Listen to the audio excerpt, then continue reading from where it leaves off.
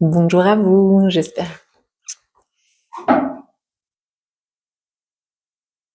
Bonjour à vous, j'espère que vous allez bien. Aujourd'hui, j'avais à cœur de vous partager ma vision sur la frustration. Alors, qu'est-ce que la frustration à mes yeux? La frustration, c'est lorsqu'on désire profondément vivre une expérience, se retrouver au cœur d'une situation, la traverser, mais que nous en sommes empêchés. Alors, on peut en être empêché par divers obstacles. On peut être réprimé dans ce désir-là de l'extérieur, mais on peut également s'auto-réprimer ce désir de l'intérieur. Voilà. Donc, par rapport à cette première option qui est qu'on serait empêché de suivre cet élan pour pouvoir accomplir et répondre positivement à notre désir, nous pouvons nous sentir réprimés dans ce désir par un contexte qui fait que nous ne pouvons pas réaliser ou faire en sorte de nous trouver dans la situation que l'on aimerait par circonstances conjoncturelles ou parce que nous sommes en présence de certaines personnes qui ne rendent pas possible le déroulement de la situation comme on le désirait. On peut aussi se retrouver réprimé dans ce désir profond par précisément des personnes que nous côtoyons, par injonction familiale, par injonction morale, par transmission de certains codes de conduite qui nous sont imposés. Il se peut que nous ne les vivions pas comme s'ils étaient imposés, mais nous avons pu les intégrer de manière inconsciente depuis notre jeune âge. Et donc, en grandissant, nous allons prendre nos choix, faire nos choix, en intégrant justement, en considérant ces codes qui nous ont été transmis et sans les remettre en question puisqu'ils ont été transmis par des référents, des figures référentes en général, ou en tout cas les personnes qui ont joué un rôle fondamental dans notre éducation et dans notre évolution de conscience.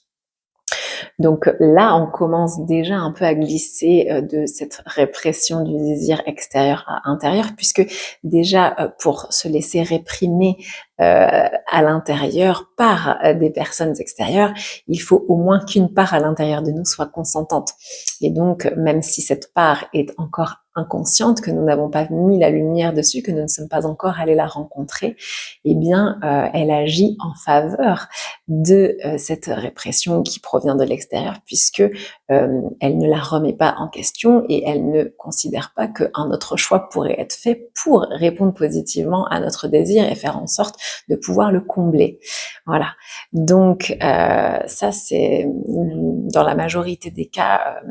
les frustrations qui se vivent de manière très intense et qui sont les plus difficiles à vivre puisque elles peuvent durer très longtemps avant que nous puissions conscientiser quelle est la part en nous qui ne s'autorise pas et pourquoi nous ne nous autorisons pas pleinement à écouter ce désir profond et encore moins à y répondre positivement pour faire en sorte de le combler. Voilà, ça implique de remettre en question toute une structure interne et de développer un nouveau regard sur ce que nous considérons comme nos proches, ce qui peut être très difficile lorsque nous avons eu dans nos transmissions et notre héritage familial la valeur de la famille érigée en premier pilier, en valeur fondamentale, intouchable.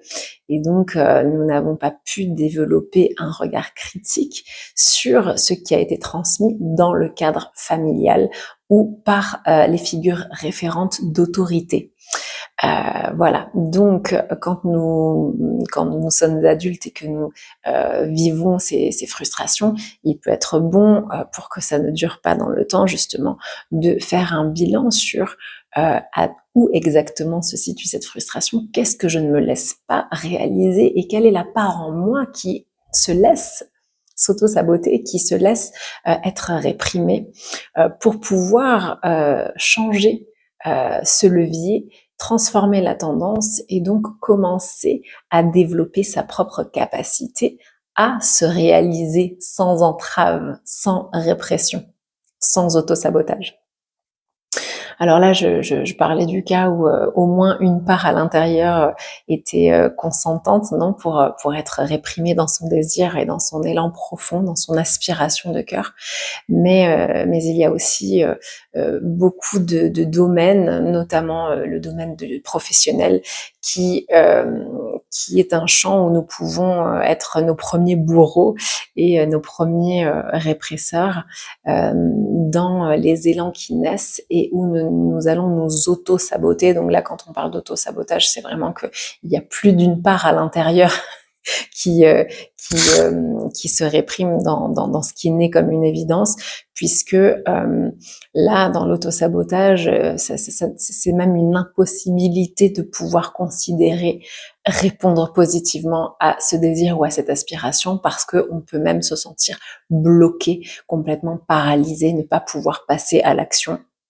Et là, effectivement, c'est lorsque tout peut rentrer en ligne de compte, mais c'est souvent les cas où on va se chercher 10 milliards de raisons pour lesquelles ne pas s'autoriser à commencer par la conjoncture, à commencer par les autres, à commencer par le timing, ça n'est pas le bon moment, ça n'est pas les meilleures circonstances, je pourrais, une fois que je serai formée, si je mets ce tarif-là, personne va l'acheter, etc., etc., etc. Ou alors tout le monde, une que j'ai très bien connue, tout le monde m'a identifié dans tel et tel secteur d'activité, donc si jamais je change, les gens vont dire que, enfin, ou que vont penser les personnes qui m'ont toujours connue dans cette petite case dans laquelle j'ai été pendant des années, etc. Donc c'est très intéressant d'aller plonger à l'intérieur de soi à ce moment-là pour pouvoir justement définir, identifier quelles sont ces parts. Parce que vous ne pouvez pas imaginer vivre autre chose. Et si c'est par exemple réaliser un projet, vous visualisez à une place, à la juste place que vous pourriez occuper justement si vous vous autorisiez à briller toutes vos qualités, à briller vos compétences, sans entrave, sans vous dire ah bah non, sans vous réprimer dans cet élan. Si justement les parts à l'intérieur sont conscientes, c'est-à-dire que au moment où j'ai un élan qui naît, je le reconnais comme un désir profond, comme un appel. Au moment où je me réprime dans cet appel, je sais dire ah bah là c'est la part qui a peur de ça, ou ah bah là en fait ouais ça c'est une excuse que je me donne, mais en réalité il y a quelque chose en dessous. Ça c'est intéressant parce que c'est à partir de là qu'on peut transformer véritablement la tendance et qu'on peut aller déloger, si vous voulez, cette tendance à se contredire et à s'empêcher d'eux pour pouvoir alchimiser à l'intérieur et donc ouvrir la voie d'un accomplissement possible de tout le processus qui nous mène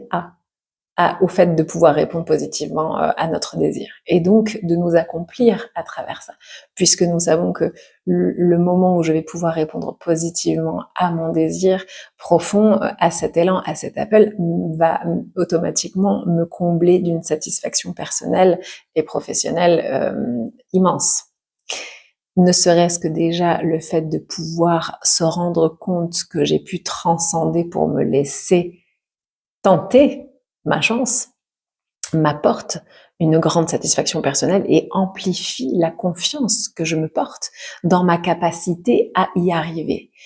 Si à chaque fois les parts qui s'auto-sabotent ou qui sont conditionnées et consentantes dans la répression venant de l'extérieur sont majoritaires à l'intérieur, eh bien je ne pourrai pas avoir gagné en confiance en moi depuis une auto-estime qui est stable, qui s'est reconnue, depuis une identité qui s'est reconnue intégralement, puisqu'il y aura tout le temps cet élan de un pas en arrière, de un pas en avant, deux pas en arrière, etc., etc., parce que ces parts à l'intérieur ne sont pas en capacité d'avancer en confiance, justement en ouvrant cette voie, puisque il y a plein de paramètres et disons que le terrain a été balisé autrement. Donc c'est intéressant de pouvoir se demander si aujourd'hui il y a un aspect de votre vie sur le plan personnel ou professionnel sur lequel vous vous sentez frustré, pour justement aller rencontrer cette part qui est frustrée et vous ouvrir à ce qu'elle a à vous dire. Si vous sentez qu'est venu le temps pour vous de pouvoir ouvrir cette voie d'une réconciliation intérieure, pour vous laisser enfin la chance de pouvoir essayer et réaliser certains projets, d'aller au-devant de ce qui vous appelle, alors cette étape préalable intérieure et très intime est nécessaire, parce que si nous ne conscientisons pas, c'est par là que nous n'allons pas les rencontrer au niveau intime. Il y aura toujours un endroit, selon les challenges qui vont se proposer à vous, où il y aura une part qui reviendra en disant non, mais là c'est notre limite. N'oublie pas. Ah, là il y a de l'insécurité. Là c'est prendre un risque. Voilà. Et donc ça développe plutôt cette question de ok, j'avance, mais hop, non, là c'est une nouvelle limite. Je ne peux pas franchir ce cap. Voilà, ça intègre la croyance selon laquelle vous n'êtes pas en capacité à franchir tel ou tel cap. Et donc, c'est là où le bas blesse, dans le sens où lorsque l'on ressent un fort appel, comme c'est le cas pour beaucoup de personnes ces derniers mois, puisque beaucoup d'êtres sont appelés à prendre leur juste place. J'accompagne ces personnes-là justement, et la canalisation de l'immersion Ascension Pro que j'ai faite va dans ce sens, puisque nous avons besoin, le monde a besoin que les êtres qui sont là et qui ont un propos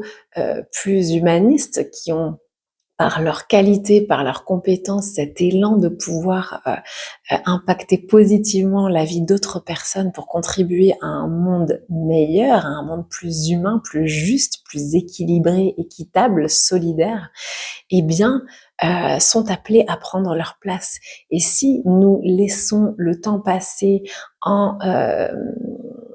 en étant d'accord, en fait, en étant consentant avec le fait qu'on ait toujours une part à l'intérieur qui s'auto-sabote, nous avons beau avoir une vision de là où nous aimerions aller et qui nous aimerions incarner, notre vision idéale de cette vie rêvée, de ces projets réalisés, concrétisés dans la matière, eh bien, il y aura toujours une part,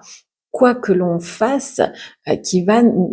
toujours nous exposer à une limite à ne pas franchir, selon des codes, selon le qu'en dira-t-on, selon l'héritage familial et selon notre propre représentation de l'image que nous avons de nous-mêmes, qui a été construite depuis notre plus tendre enfance. Et donc, ce manque d'auto-estime, d'estime personnelle, qui peut être parfois très douloureux,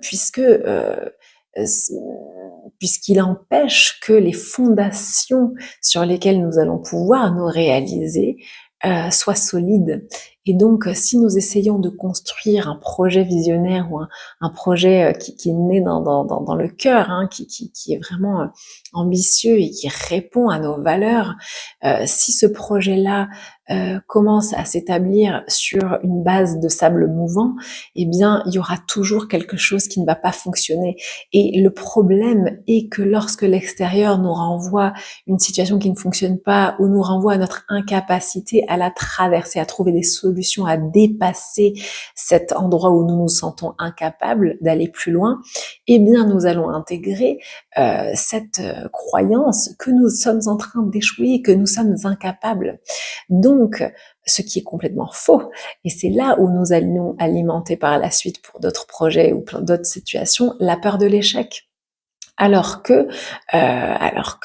la peur de l'échec est une illusion. Si nous construisons, nous engageons envers nous-mêmes à alimenter notre auto-estime, à faire croître notre confiance personnelle, alors au moment où les challenges se proposent à nous, nous allons pouvoir plonger dans ces ressources et mobiliser nos ressources conscientisées intérieures pour pouvoir dépasser les défis, les contourner, et donc pouvoir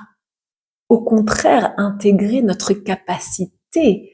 à aller au-devant des défis et à justement réaliser ce que nous nous proposons d'entreprendre. Voilà.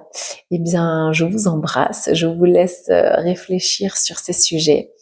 Je suis, pour les personnes qui ne me connaissent pas, je suis Mylène, je suis guide en transformation, thérapeute psycho-émotionnelle, magnétiseuse, médium canal. Je travaille avec les hauts plans divins, avec les plans subtils dans tous les accompagnements que je propose. Et j'accompagne les personnes qui ressentent un profond désir de changement, mais qui ne parviennent pas à le manifester encore dans la matière. Voilà. Je réalise des guidances personnalisées pour pouvoir transmettre des messages, parce qu'il y a aussi dans toutes ces entraves des dynamiques karmiques qui peuvent entrer en ligne de compte, qui sont directement liées à nos vies passées. Mais nous avons déjà beaucoup de travail à faire dans la conscientisation de ce que nous portons en termes de bagages et de conditionnement déjà dans cette incarnation depuis notre plus jeune âge. Voilà. Donc, commençons à déconstruire toutes ces croyances et ces codes qui entravent notre réalisation et qui nous empêchent d'aller au-devant de cette foi en que nos projets de cœur, nos aspirations, nos ambitions alignées à nos valeurs, à ces appels de l'âme, puissent se concrétiser dans la matière. C'est tout ce que je nous souhaite. Je vous souhaite une belle journée. À bientôt.